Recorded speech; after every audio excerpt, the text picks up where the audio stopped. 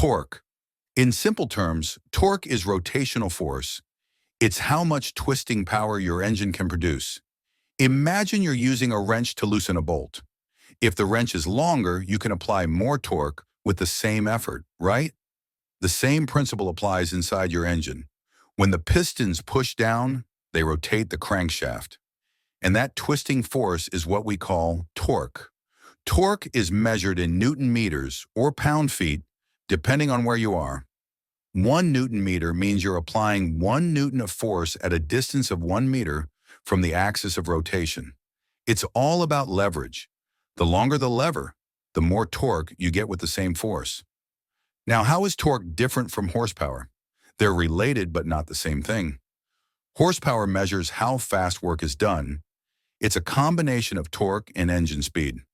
Mathematically, horsepower is torque times RPM divided by a constant. That means torque is the force and horsepower is the speed of that force. Here's an easy way to think about it. Torque gets you moving, horsepower keeps you moving. When you floor the gas and feel that instant push in your back, that's torque. When you're already at high speed and the car keeps pulling, that's horsepower doing its job. That's why diesel engines or electric cars often feel way more powerful than their horsepower numbers suggest. A diesel engine produces massive torque at low RPM, which makes it pull hard from a stop. And an electric motor? It delivers maximum torque instantly. That's why EVs like Teslas launch so violently. Torque depends on a few key factors. The engine displacement. Bigger engines usually produce more torque. The stroke length. A longer stroke means more leverage on the crankshaft. And of course, turbochargers and superchargers. They force more air into the cylinders, increasing the pressure and therefore the torque. Let's take an example. A small 2.0-liter turbo engine can make almost the same torque as a 4.0-liter naturally aspirated one, thanks to boost pressure. That's why modern turbocharged cars feel so quick even with smaller engines. Torque also affects how a car feels to drive.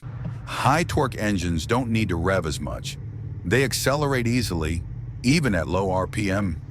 That's perfect for city driving or overtaking on the highway.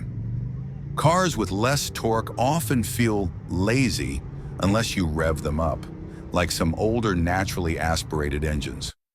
When you compare cars, don't just look at horsepower. Look at the torque curve. If a car makes high torque at low RPM, it's going to feel much more responsive in real-world driving. That's also why electric vehicles feel instant. They don't need to wait for RPM to build up. The torque is just there.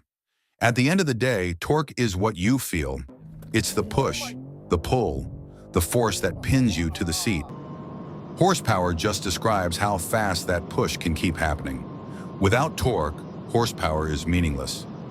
And without horsepower, torque is short-lived. So next time someone brags about their 600 horsepower car, ask them how much torque it makes. Because that number tells you how hard the car can actually move you.